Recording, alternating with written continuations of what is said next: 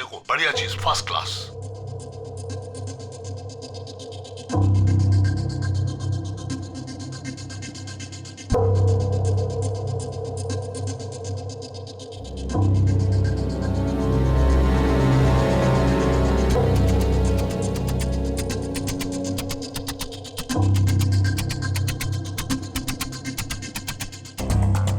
देखा अभिजीत, ये है मेरा स्टडी रूम। सर बहुत बढ़िया है सर। ये थोड़ा खाली खाली लग रहा है। हाँ। जब ये फर्नीचर वगैरह आ जाएगा तो बहुत जबरदस्त लगेगा सर। केतन जी, ओह नो, केतन जी, क्या हुआ? अरे यार चाकू मार दिया किसी ने। चाकू मार दिया? हाँ। किसने मारा चाकू? पता नहीं। लेकिन तुम तो वीडियो चैट कर रहे थे ना उनके साथ। अब मेरे सामने थे, अचानक ये चाकू कहाँ से आया, कैसे लग गया, कुछ पता ही नहीं चल रहा है। क्या?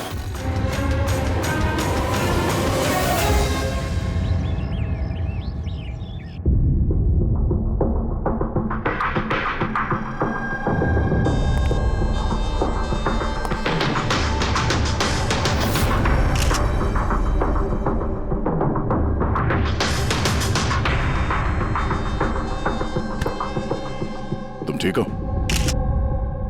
हाँ यार, समझ में नहीं आ रहा यार, कैसे हो गया अचानक। सर केतन सर ने तो 100 से भी ज्यादा मुजरिमों को जेल पहुंचाया है। हो सकता है उन्हीं में से किसी एक मुजरिम ने ये सब किया हो। हाँ लेकिन कैसे, कब? केतन जी मुझसे बात कर रहे थे, यहाँ पर बैठे हुए थे, उनके पीछे कोई भी नहीं था। फिर अचानक ये चाकू किसने मारा और कैसे मारा? तुम्हें पूरा यकीन है कि कमरे के अंदर पहले से कोई चुपके नहीं बैठा था? नहीं यार, केतन जी ने पूरा कमरा दिखाया था मुझे वीडियो चैट पे। हम लोग बात कर रहे थे और कमरा देखो, यहाँ पे कोई जगह ही नहीं है, सब कुछ खुला भाई, कोई कहाँ कैसे छुप सकता है? तुमने कहा कि तुम्हारे सामने ही केतन जी दरवाजा खोल के अंदर आए थे। हाँ, उन्होंने ये दरवाजा खोला, अंदर आए और दरवाजा बंद भी किया था उन्होंने। तो बात साफ है, खूनी इस कमरे के अंदर पहले से था, बाद में नहीं आया। यही तो है यार, मुझे दिखा क्यों नहीं?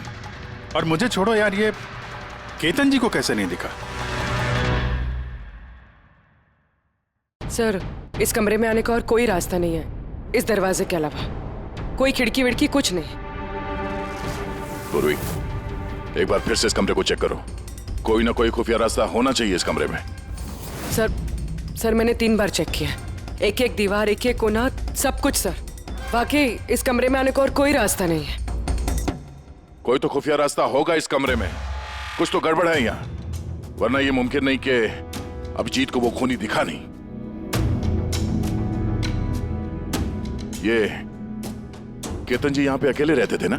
हाँ अकेले रहते थे, वो केयरटेकर होता था यहाँ पे। तो पता करना होगा कौन कौन आता था इनसे मिलने के लिए यहाँ पे, और किस किस को पता है केतन जी के इस नए घर के बारे में। पंकज सर, वो केयरटेकर को बुलाया ना? हाँ सर, बात हुई सर, आ रहा है। फ्रेडी,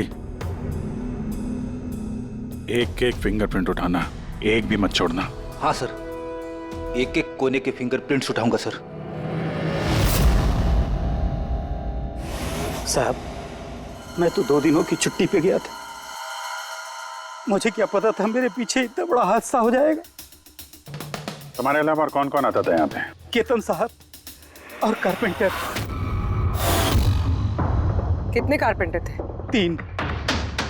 और कितने दिनों से काम कर रहे थे? करीब 1 महीने से। 1 महीने से? यानी घर के चप्पे चप्पे से वाकिफ थे। ये कारपेंटर केतन जी ने कहाँ से रखे थे? जान पहचान के थे या किसी ने बोला था उनको रखने के लिए? नहीं साहब, वो केतन सर के खुद के पहचान के थे, क्योंकि उन्होंने उनके पिछले मकान में भी कारपेंटर का काम किया था। पक्का और कोई नहीं आया? नहीं साहब। हाँ याद आया साहब, 2 अनजान लोग और आए थे। एक किसी इंटरनेट कंपनी से आया था और दूसरा वाटर पाइपलाइन चेक करने आया था। उन लोगों ने पूरे घर का मुआयना किया। साहब ने इसके लिए मुझे डांटा भी था। क्यों डांटा? क्योंकि मैंने उन्हें अंदर आने दिया। साहब को उन दोनों के पहले से आने की कोई खबर नहीं थी और साहब ने इंटरनेट कनेक्शन के लिए किसी को बोला भी नहीं था। और ये कब की बात है? यही कोई 2-3 हफ्ते पहले की बात है। ओह, लगता है इन्हीं दोनों ने कुछ गड़बड़ की है। अच्छा, 5 साल पहले जब तुम लोगों ने ये केस सॉल्व किया तब केतन जी के अलावा इस टीम में और कौन कौन था? मैं, पूर्वी, केतन जी और महन।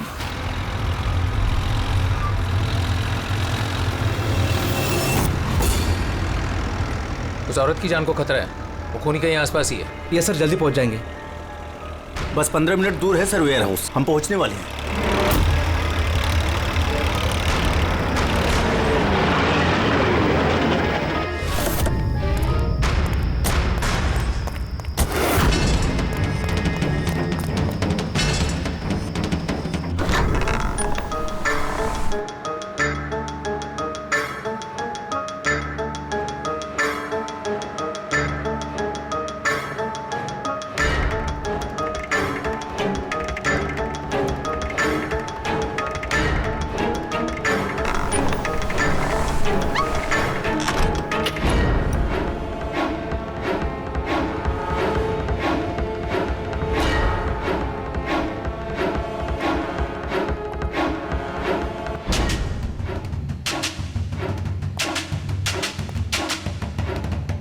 सर, यहाँ तो वो औरत दिख नहीं रही है और ना ही वो मुजरिम। कहीं वो कॉल झूठा तो नहीं है?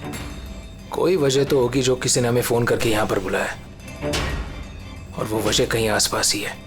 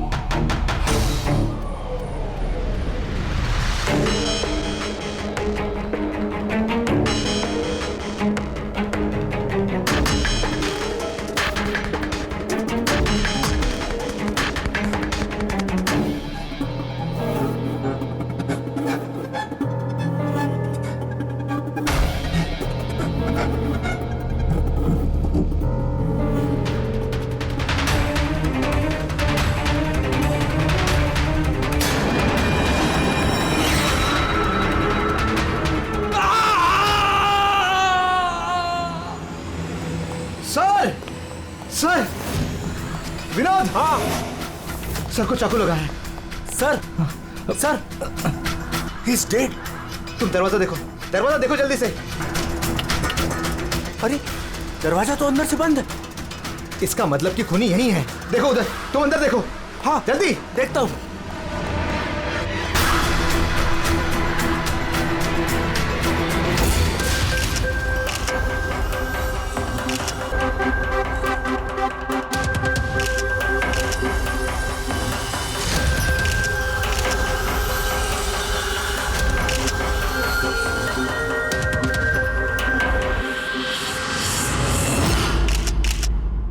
तो यहाँ पे कोई नहीं था? हाँ? सर सही कह रहा हूँ, यहाँ पे महन सर और हमारे अलावा कोई नहीं था।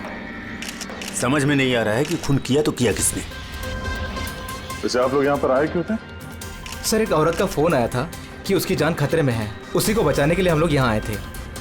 मगर यहाँ कोई औरत थी ही नहीं और फोन भी किसी प्राइवेट नंबर से किया गया था। अच्छा, ये सब एक साजिश है, सोची समझी साजिश। सर, ये यहाँ का वॉचमैन है। रात को गोडाउन कितने बजे बंद किया था? साहब रात 10 बजे। उस वक्त यहाँ पे कोई था? नहीं साहब, अच्छे से चेक किया था, कोई नहीं था। आप लोगों ने कहीं ये दरवाजा खुला तो नहीं छोड़ दिया था अंदर आने के बाद? नहीं, अंदर घुसते ही सबसे पहले हमने दरवाजा अंदर से बंद किया था। सर खून होने के बाद भी दरवाजा चेक किया, अंदर से बंद था। खूनी पहले से अंदर था, केतन जी के घर की तरह। एक ही दरवाजा जो बंद था और कोई खिड़की नहीं। खूनी गायब कहाँ हो गया? सर फिर से एक ऐसे ऑफिसर का खून हुआ है जिसे हम जानते हैं। मुझे लगता है खूनी को मैं जानता हूं। अभिजीत, तुम खूनी को कैसे जानते हो? तुमने तो देखा भी नहीं खूनी को। समझ गई सर। आपका इशारा किसकी तरफ है?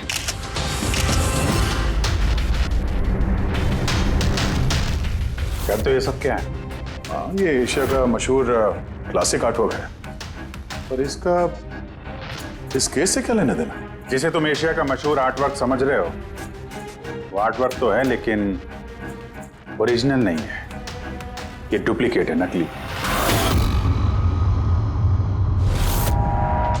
ये नकली है? दिखने में तो एकदम असली, लेकिन है नकली। लेकिन इस आर्टवर्क का इन दोनों मर्डर से क्या संबंध? 5 साल पुरानी बात है दया। याद है तुम और एसीपी साहब डेपुटेशन पे दिल्ली गए थे? उस समय कुछ दिनों के लिए मैं और पूर्वी एक केस में क्राइम ब्रांच के लिए काम कर रहे थे। हाँ, कुछ याद आ रहा है। ये वही केस है ना जिसमें किसी ने नकली आर्टवर्क बना के उसे ऊंचे दामों में बेचने की कोशिश की थी? करेक्ट। ये आर्टवर्क उसी ने बनाया है। मिखेल नाम है उसका।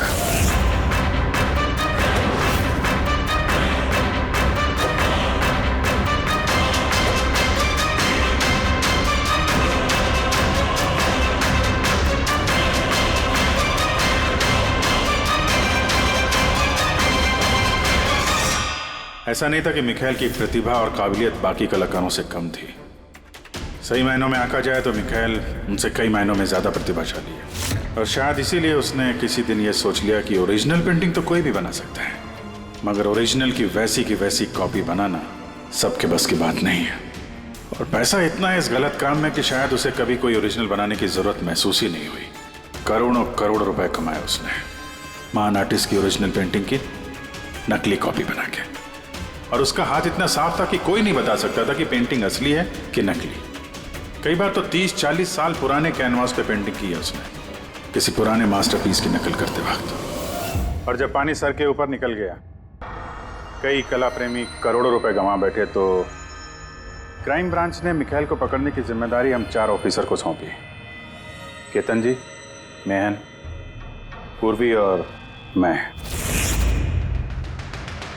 मिखेल तक पहुंचना आसान नहीं था, मगर कहते हैं ना कि चींटी को पकड़ना हो तो शक्कर का इस्तेमाल करना पड़ता है। और इस कलाकार की शक्कर थी उसके पुराने कैनवास और वो केमिकल्स जिसका वो इस्तेमाल करता है 100-200 साल पुराने नकली मास्टरपीस बनाने में। हमने सभी ऐसे आर्ट गैलरियों और दुकानों पे नजर रखनी शुरू कर दी जहाँ पे ये सामान मिलता था। जो ऐसा सामान खरीदने आता उसकी भी पूरी कुंडली निकाली हमने।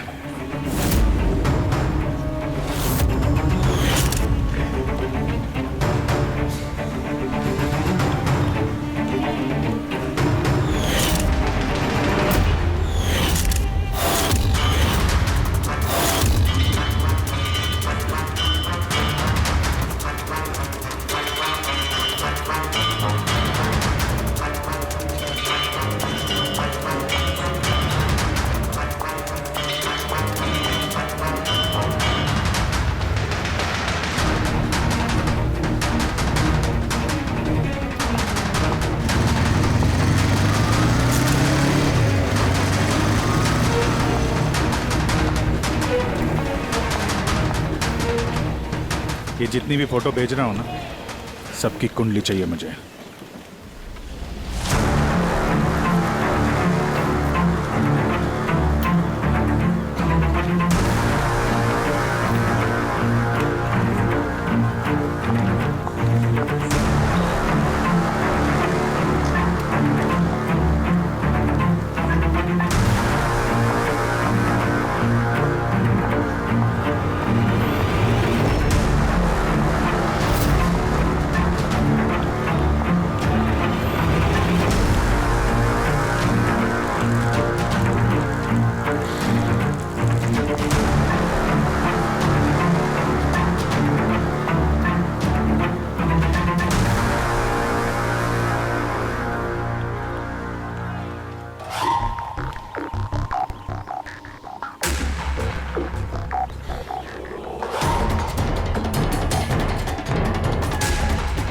फिर एक हफ्ते बाद हमें एक ऐसी लड़की दिखी जो सामान तो खरीदती थी मगर जिसका कोई आर्ट बैकग्राउंड नहीं था। जरूर कुछ गड़बड़ है सर। ये लड़की बैंक में काम करती है, फिर इसे सामान की जरूरत क्यों पड़ सकती है, और वो भी हर दूसरे दिन? सर ये लड़की गड़बड़ तो लग रही है।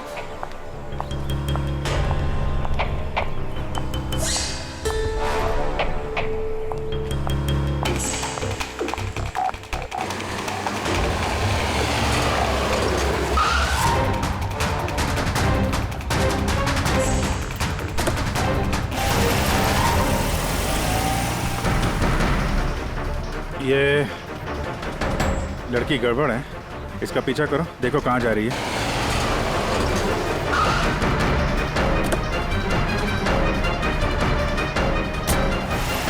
सर मैंने उसका 3 दिन तक पीछा किया लेकिन कुछ पता नहीं चला, क्योंकि वो सारा सामान लेकर अपने घर जाती थी, मगर चौथे दिन वो कहीं और गई।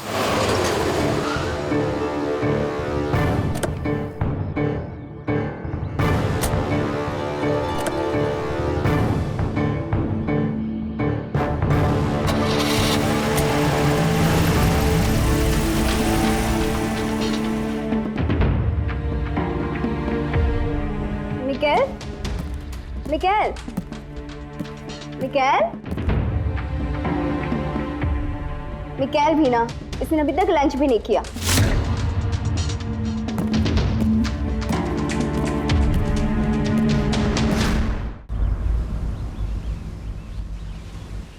अभी तक लंच भी नहीं किया? इतना भी क्या काम में बिजी रहते हो कि खाने पीने का होश भी नहीं रहता? तुम्हें देख लेता हूँ ना तो पेट भर जाता है। जानू, बीबी को मस्का लगाने का ना ये बहुत पुराना आइडिया है। मस्का नहीं, सच कह रहा हूँ। तुमसे ज्यादा प्यार करने वाला जीवन साथी भला मुझे कहाँ मिलेगा जो मेरे लिए अपनी जान भी खतरे में डाल दे। मैं तो तुम्हारे लिए अपनी जान भी दे सकती। खबरदार, जो ऐसी बात अपनी मुंह से भी निकाली। अगर तुम्हें कुछ हो गया ना तो मैं पूरी दुनिया को आंख लगा दूंगा। इतना प्यार करते हो मुझसे? खुद से भी ज्यादा। अगर मैं कुछ मांगू तो मुझे दोगे? मैं जानता हूं कि तुम मुझसे क्या मांगोगी, यही ना कि मैं सब कुछ छोड़ क्यों नहीं देता। जानते हो तो फिर छोड़ क्यों नहीं देते?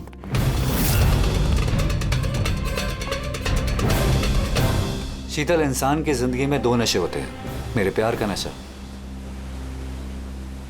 तुम पूरा करती हो,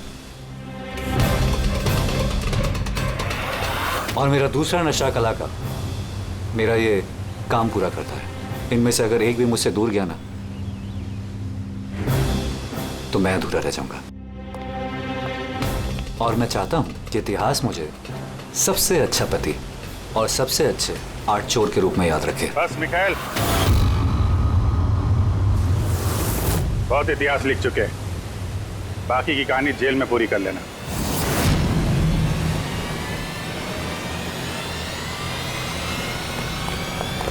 मिखाइल, रुक!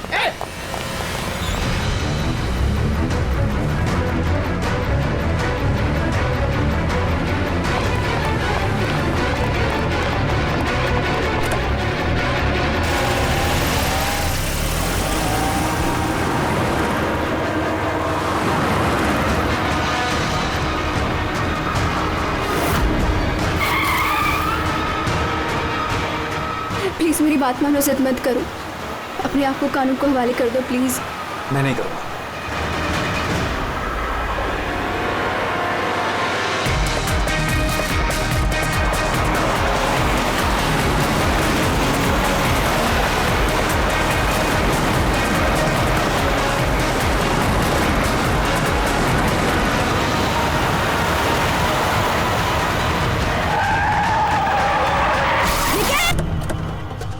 शीतल!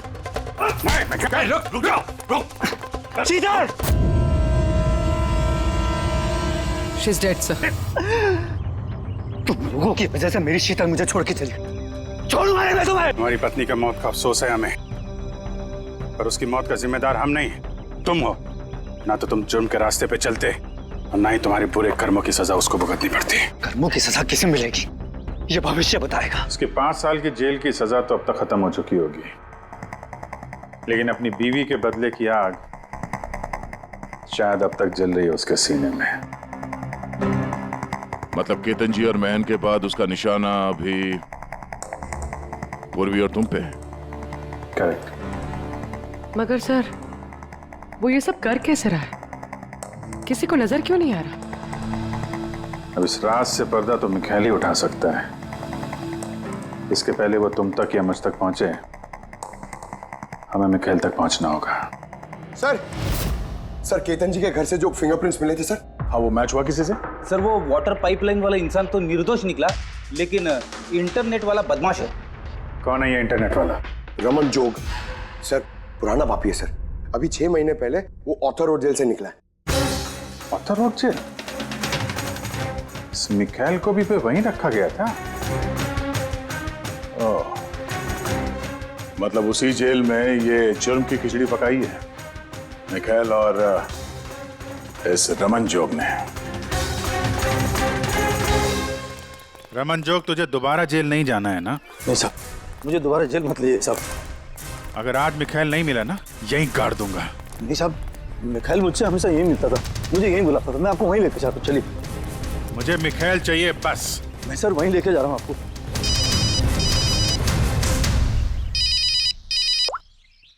हाँ शांति, क्या पापा की तबीयत खराब हो गई? अचानक कैसे? वो मैं केस के बीच में हूँ शांति। क्या क्या हुआ क्या? सर पापा की तबीयत खराब हो गई। वो शांति, वो नर्स है ना, वो उनकी देखभाल करती, उसी का फोन था। ठीक है, तो तुम जाओ ना, हम लोग देख लेते हैं। सर जाओ, कुछ भी जरूरत हो फोन करना।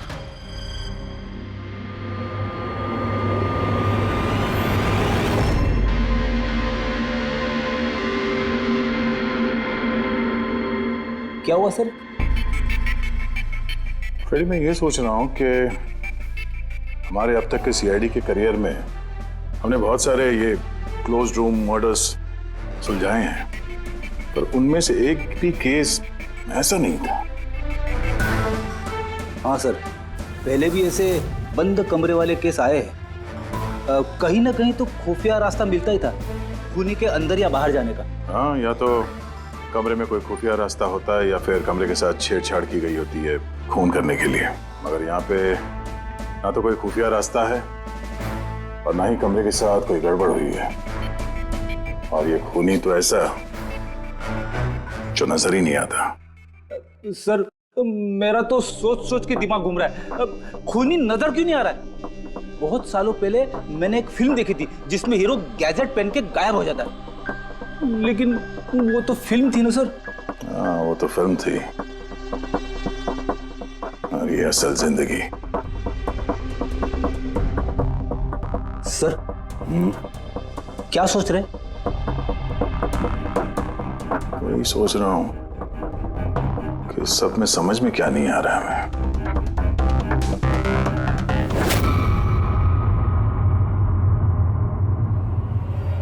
ओह माय गॉड, तो ये चक्कर है।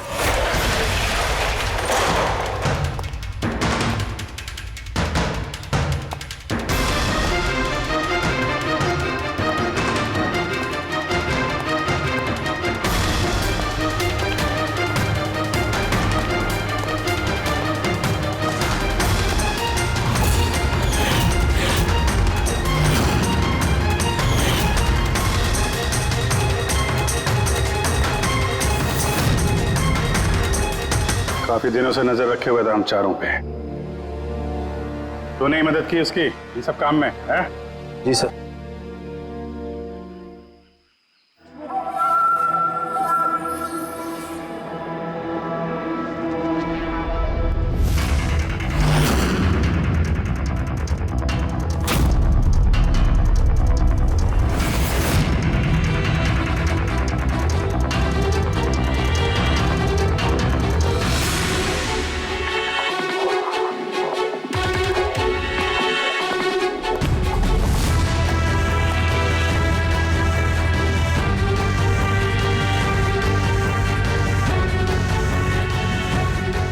मगर इस वॉलपेपर, फर्नीचर, इन सब की तस्वीर क्यों ली हैं?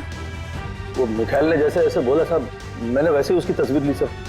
बस मुझे नहीं मालूम सर इन तस्वीरों को वो क्या करने वाला था।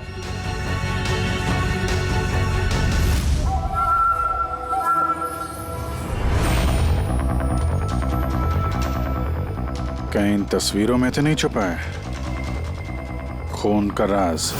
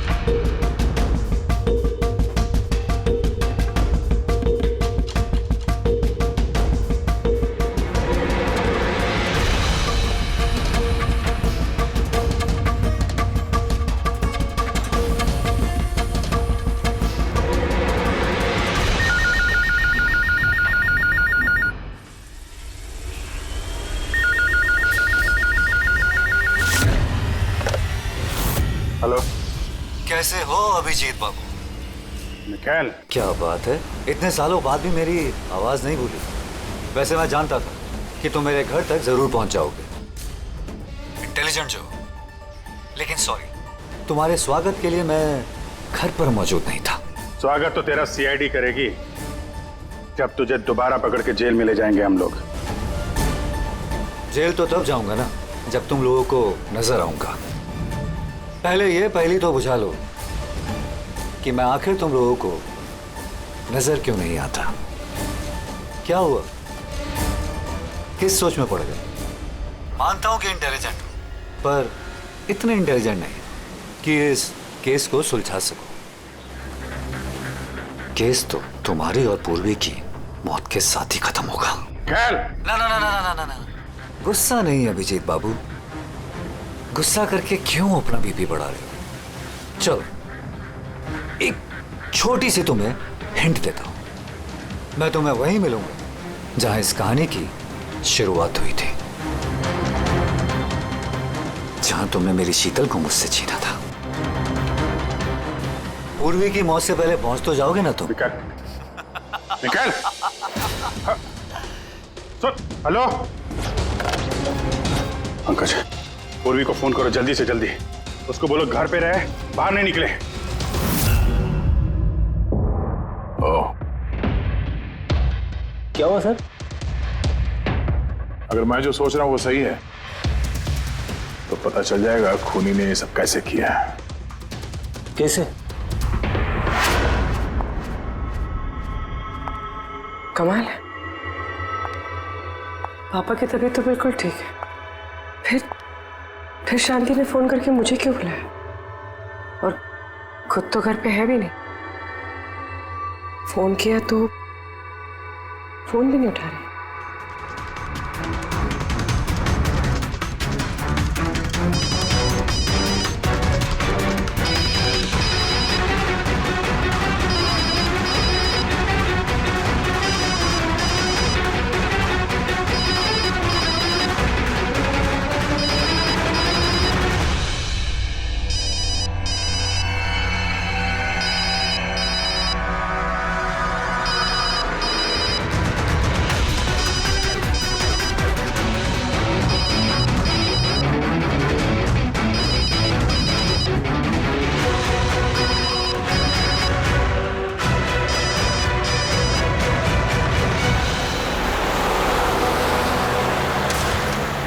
सर ये पूर्वी फोन ही नहीं उठा रही है।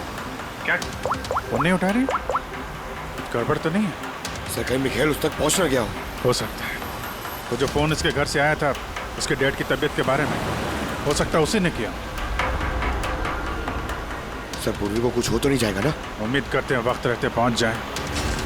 अगर उसने हाथ लगाने की कोशिश की तो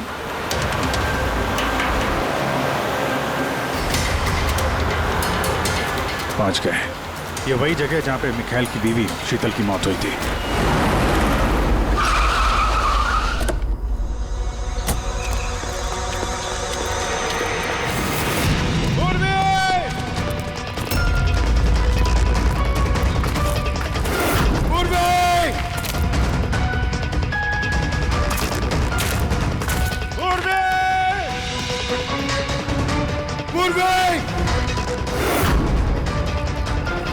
उधर देखो।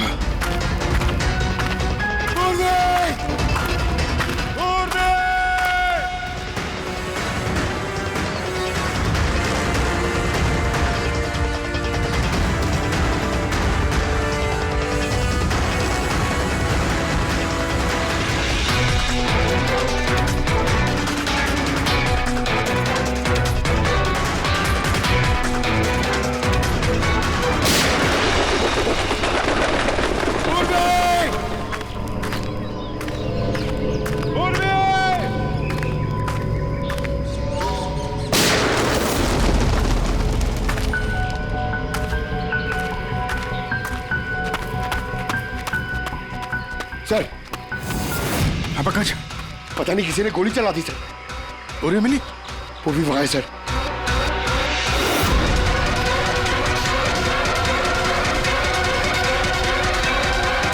पंकज अलर्ट रहना, मुझे कवर दो, मैं जाता हूँ पूर्वी की तरफ।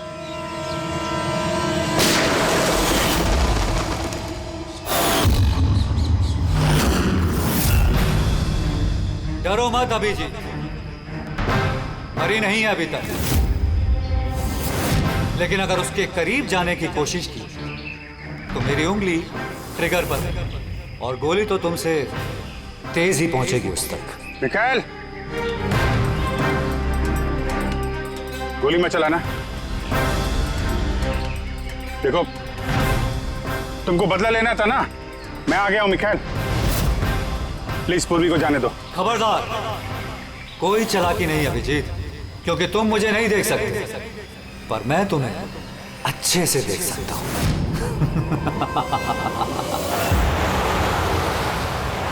अभिजीत, मेरी बात ध्यान से सुनो और बिल्कुल रिएक्ट मत करना। तुम इस मिखाइल को देख नहीं सकते। तुम और केतन जी उसे केतन जी के स्टडी रूम में देख नहीं पाए। महन उसे 8 वेयरहाउस में देख नहीं पाया। पूर्वी खुद उसे अपने घर पे देख नहीं पाई। क्यों? क्योंकि उसे देख पाना मुमकिन नहीं है। वो जहां जहां जुर्म करता है वहां वहां रग रग में वो रम जाता है। वो उस कमरे में, उस डेकोर में वो ऐसे बस जाता है कि कोई कह नहीं सकता कि वो 8 पीस नहीं बल्कि एक इंसान है। केतन जी के कमरे में वो वॉलपेपर बन गया था। वॉलपेपर।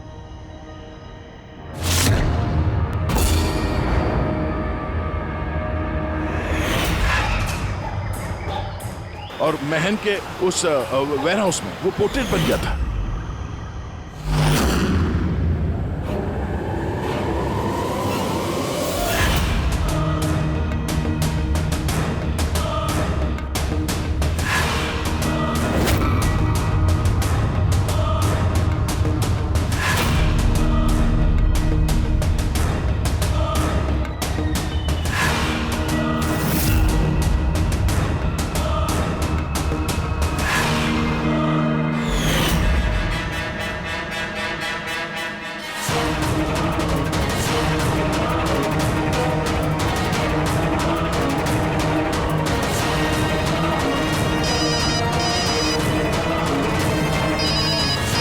ये मुझे तब पता चला जब वेयरहाउस के क्राइम सीन्स की फोटोग्राफ्स मैं देख रहा था। तभी मेरी नजर उस पोर्ट्रेट की उंगली पर गई।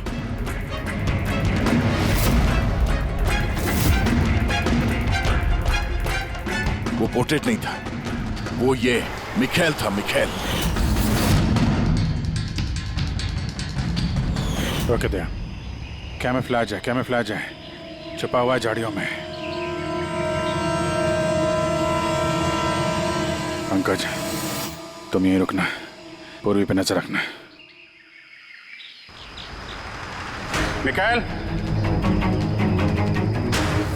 हम लोग कुछ नहीं करेंगे, हम लोग यहां से जा रहे हैं। बस खाली तुम तुम पूर्वी को छोड़ दो प्लीज।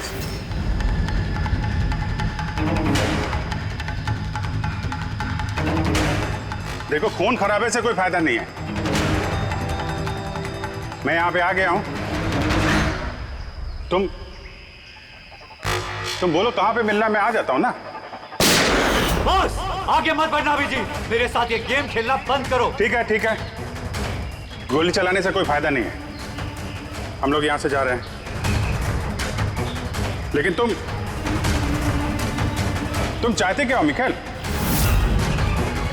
जो कुछ हुआ वो बुरा हुआ, लेकिन इन सबसे तुम्हें क्या मिलेगा? हाँ?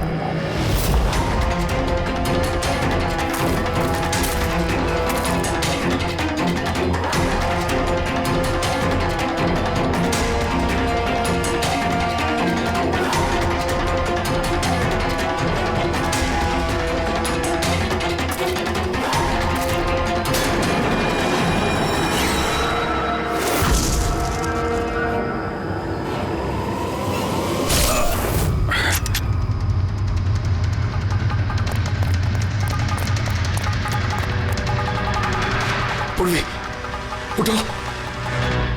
तेरी असली जगह जेल में है, लेकिन इस बार तू बाहर नहीं आएगा, सीधा फांसी पे चढ़ेगा। अपनी बीवी की जलती हुई चिता पर कसम खाई थी मैंने कि जब तक तुम चारों को शमशान घाट ना पहुंचा दूं, ना जीऊंगा ना मरूंगा। दो तो गए, अब तुम दोनों बचे हो। अपने कानून से कहना कि सख्त से सख्त जेल बनवाए, क्योंकि अब कोई भी जेल तुम्हें मुझसे नहीं बचा सकती। ठीक है, चलो ले जाओ उसे। चल चल।